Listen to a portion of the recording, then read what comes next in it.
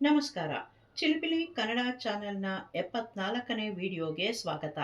ಇಂದಿನ ವಿಡಿಯೋದಲ್ಲಿ ಪ್ರಾಥಮಿಕ ಶಾಲೆಯ ಮಕ್ಕಳಿಗೆ ಜ, ವ, ಮ, ಬ, ನ ಅಕ್ಷರಗಳ ಪರಿಚಯವಾದ ನಂತರ ಆ ಅಕ್ಷರಗಳನ್ನು ಬಳಸಿ ಪದಗಳನ್ನು ರಚಿಸುವ ಒಂದು ಆಕರ್ಷಕ ಚಟುವಟಿಕೆಯನ್ನು ತೋರಿಸಲಾಗಿದೆ.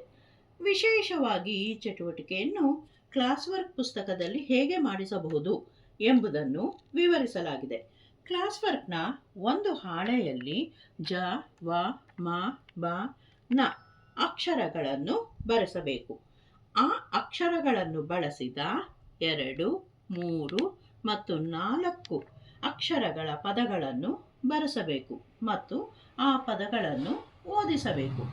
ಇದೇ ಪದಗಳನ್ನು ಬಳಸಿ ಇನ್ನೊಂದು ಚಟುವಟಿಕೆಯನ್ನು ಎಡಬದಿಯ ಹಾಳೆಯಲ್ಲಿ ತೋರಿಸಿರುವಂತೆ ಮಕ್ಕಳಿಂದಲೇ ಈ ರೀತಿ ಮಾಡಿಸಬಹುದು.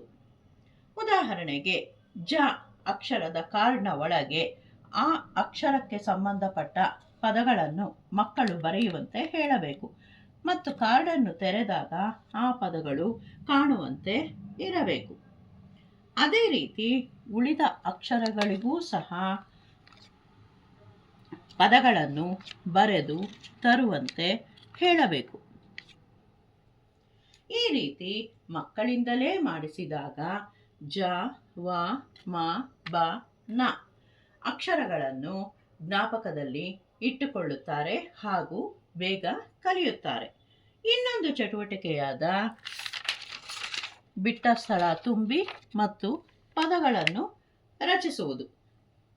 ಶಿಕ್ಷಕರು ಈ ಚಟುವಟಿಕೆಯನ್ನು ಪ್ರಶ್ನಪತ್ರಿಕೆ ತಯಾರಿಕೆಗೆ, ಹೋಂವರ್ಕ್ಗೆ, ಆಕ್ಟಿವಿಟೀಸ್ ಮಾಡಿಸಲು ಬಳಸಿಕೊಳ್ಳಬಹುದು.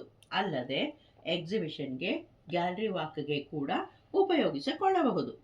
ಈ ಚಾನೆಲ್ನಲ್ಲಿ ಬರುವ ವಿಡಿಯೋಗಳು ಶಾಲೆಯ ಮಕ್ಕಳಿಗೆ ಮತ್ತು ಶಿಕ್ಷಕರಿಗೆ ತುಂಬ ಉಪಯುಕ್ತವಾಗಿದೆ. ಪೋಷಕರೂ ಸಹ ತಮ್ಮ ಮಕ್ಕಳಿಗೆ ಕನ್ನಡ ಜ್ಞಾನವನ್ನು ಹೆಚ್ಚಿಸುವುದಕ್ಕೂ ಸಹ ಬಳಸಿಕೊಳ್ಳಬಹುದು.